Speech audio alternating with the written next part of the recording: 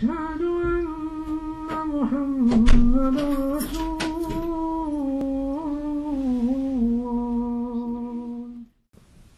بسم الله والحمد لله والصلاة والسلام على رسول الله. Allah nous dit dans le sens d'un verset, et chaque personne est jugée selon ses agissements, et votre Seigneur, c'est lui qui guide sur le droit chemin. Abu Bakr radiyallahu anhu, quand il a lu le Coran, il disait: j'ai lu le Coran et j'ai pas vu un verset comme celui-là. Chacun il agit, il a ses agissements et il commet des péchés. Et Allah, c'est lui qui pardonne. Les gens commettent des péchés, des désobéissances, et Allah subhanahu wa ta'ala, c'est lui le pardonneur, c'est lui le miséricordieux. Allah subhanahu wa ta'ala, il récompense aussi l'être humain, le musulman, pour son repentir. Quand quelqu'un commet une turpitude, commet un péché, par sa miséricorde, Allah le récompense pour se repentir. S'il demande pardon et revient vers lui sincèrement, Allah subhanahu wa ta'ala le récompense et lui pardonne ses péchés. En effet, mes chers frères, mes chères sœurs, si Allah subhanahu wa ta'ala nous punissait pour tous les péchés que nous avons commis, alors il ne resterait personne sur terre. Mais la miséricorde d'Allah, rahmatullah, elle est plus grande que nos péchés. La miséricorde et le pardon d'Allah est au-dessus et plus vaste que les péchés des gens. Allah nous dit dans le sens du verset: si Allah devait juger selon les injustices des gens, il n'aurait laissé sur terre aucune créature. Dabba, Allah il emploie le mot dabba, c'est-à-dire toute créature qui est sur cette terre-là. Et Allah il a créé différentes créatures. Parmi des créatures qui avancent avec leur ventre, sur leur ventre, d'autres qui marchent avec 2 pieds, d'autres avec 4 pieds. Et dedans, il y a l'être humain. Donc, mes chers frères, mes chères sœurs, personne ne peut prétendre qu'il est protégé de péché. Personne ne peut dire: moi, depuis que je suis né, je suis sorti du ventre de ma mère, je n'ai commis aucun péché. Non. Chacun, il commet des péchés. Il y en a qui commettent des petits et d'autres des grands. Mais la miséricorde d'Allah subhanahu wa ta'ala, elle est au-dessus de nos péchés, et Allah subhanahu wa ta'ala, il est capable de pardonner tous les péchés. La rahma d'Allah, elle nous a facilité, et elle laisse le temps à l'être humain de demander pardon. Allah subhanahu wa ta'ala, par ses miséricordes, il nous laisse un temps pour revenir vers lui. Il nous laisse un temps, et il nous accorde un temps pour demander pardon et pour se repentir. C'est pour cela, mes chers frères, mes chères sœurs, le seul qui peut pardonner nos péchés, le seul qui peut expier, qui peut effacer nos fautes, c'est notre Créateur. C'est notre Seigneur, c'est Allah subhanahu wa ta'ala. Ensuite, Allah subhanahu wa ta'ala nous dit dans un autre verset: dis ô mes serviteurs qui avez commis des excès à votre propre détriment, ne désespérez pas de la miséricorde d'Allah. Ne désespérez pas de la miséricorde d'Allah, car Allah pardonne tous les péchés.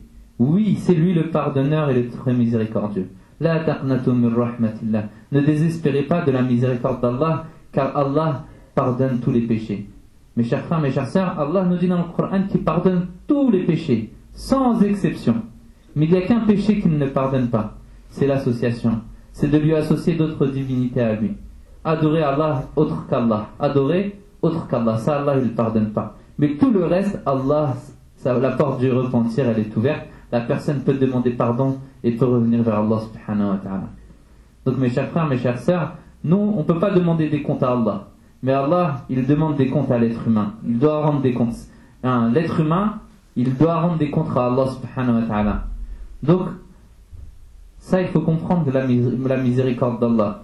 Et il n'est pas possible que qu'une personne peut prétendre dire à une autre personne: toi c'est fini. Avec tout ce que tu as fait comme péché, tout ce que tu as fait comme erreur, tu peux prier autant que tu veux, tu peux jeûner autant que tu veux, tu peux faire ce que tu veux, mais c'est trop tard. Toi, tu ne seras pas pardonné. C'est pas possible que quelqu'un peut dire ça à une autre personne. Personne peut prétendre, ou aucune créature ne peut juger l'autre et lui dire: non, toi c'est fini, tu peux pas rentrer au paradis. Pourquoi? Parce que la personne qui dit ça, elle-même, elle n'est pas sûre de rentrer au paradis. La personne qui agit de cette façon-là, elle-même, elle ne sait pas si ses actions, ils sont acceptés par Allah subhanahu wa ta'ala. Parce que le seul qui peut juger, c'est Allah. Le seul qui peut juger, c'est Allah. Alors comment nous, on peut prétendre juger les autres et dire qu'un tel ou un tel, il va rentrer au paradis ou en enfer. Non, c'est pas possible. Même le prophète sallallahu alayhi wa sallam nous donne l'exemple. Une fois il était à la maison et il a entendu deux hommes se disputer. Et un qui a parlé à haute voix et a dit à l'autre, je jure par Allah qu'il ne te pardonnera pas. Allah ne te pardonnera pas. Alors le prophète alayhi salatu wa sallam est sorti et ensuite il est venu voir les hommes et leur dit, qui a prétendu qu'Allah ne pardonnera pas à l'autre? L'homme lui dit, moi ya Rasulullah. Alors il lui a dit, Allah a effectivement pardonné à cette personne et a annulé toutes tes actions. Donc mes chers frères, mes chères sœurs, c'est très important de ne pas juger l'autre. Pas vouloir prétendre juger l'autre et dire non, toi Allah ne te pardonnera pas. La porte de la miséricorde et rahmatullah, la porte du pardon, elle est plus grande que notre raison, elle est plus grande que nos décisions. Et qui on est pour décider qu'un tel ou un tel il va aller au paradis? Aujourd'hui c'est ce qu'on entend. Dis-nous, notre groupe il va aller au paradis, les autres ils vont aller en enfer. Qui on est, subhanallah, pour décider de ces choses-là, ou pour dire ou pour prétendre de ces choses-là? Est-ce que moi j'ai un visa d'entrée pour aller au paradis? Et ça, souvent ces personnes-là en réalité elles se sont oubliées. C'est-à-dire elles disent, un tel, toi Allah il te pardonne pas, un tel, toi tu vas pas aller au paradis, un tel tu vas aller au paradis, et elles se sont oubliées elles-mêmes. On ne peut pas prendre le rôle d'Allah subhanahu wa ta'ala. Ça c'est uniquement le rôle d'Allah. C'est lui qui décide qui va rentrer au paradis, qui va pas rentrer. C'est lui qui décide à qui il va pardonner, à qui il va faire miséricorde et qui il va punir. Même pour les non-musulmans, subhanallah. Allah nous dit dans le Coran, même pour les non-musulmans, Allah dit, ceux qui ont cru, ceux qui sont juifs, ceux qui sont chrétiens, ceux qui sont majous, ceux qui sont mages, Allah les jugera le jour du jugement sur leurs différences. Allah les jugera le jour du jugement sur leurs différences.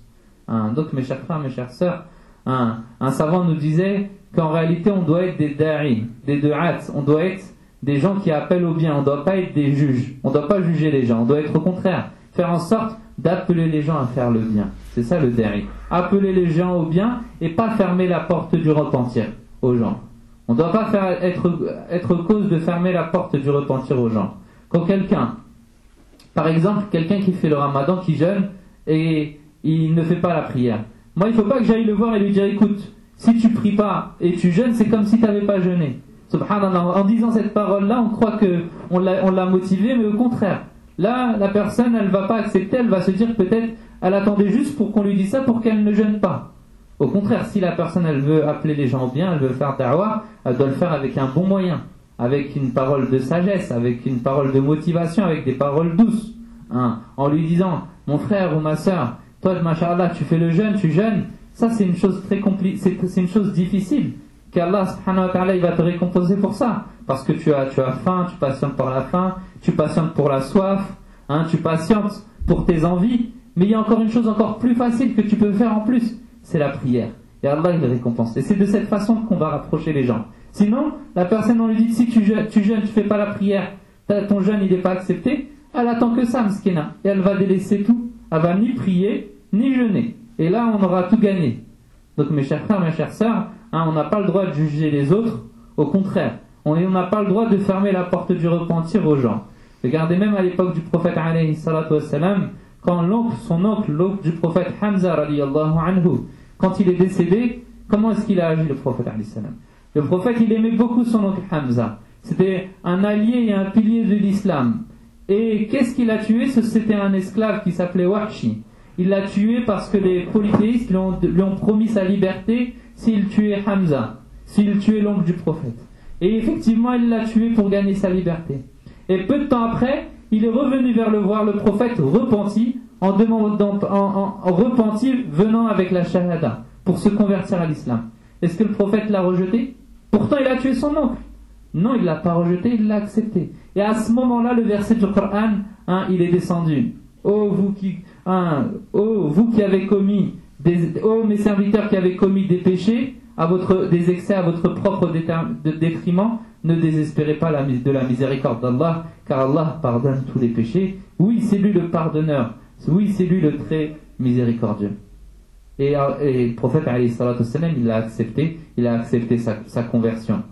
Et c'est comme cela, mes chers frères, mes chères sœurs, aujourd'hui, on est plus d'1 milliard de musulmans. Et combien font la prière? Combien jeûnent? Combien obéissent à Allah subhanahu wa ta'ala? C'est le peu dans le peu.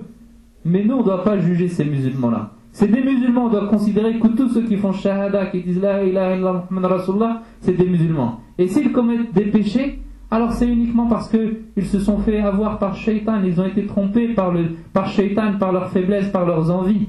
Mais nous, comment on doit réagir face à ces personnes-là? On doit leur faire da'wah, on doit les appeler au bien, faire en sorte de les appeler avec sagesse, les appeler et les tirer vers le bien, de la meilleure des façons. Subhanallah. On ne doit pas les condamner, on ne doit pas les juger, mais bien au contraire, on doit les appeler avec un bon moyen. Uslub hasana, avec un bon moyen pour qu'ils puissent revenir vers Allah subhanahu wa ta'ala. Et c'est ça en réalité la mission de chacun et de chacune.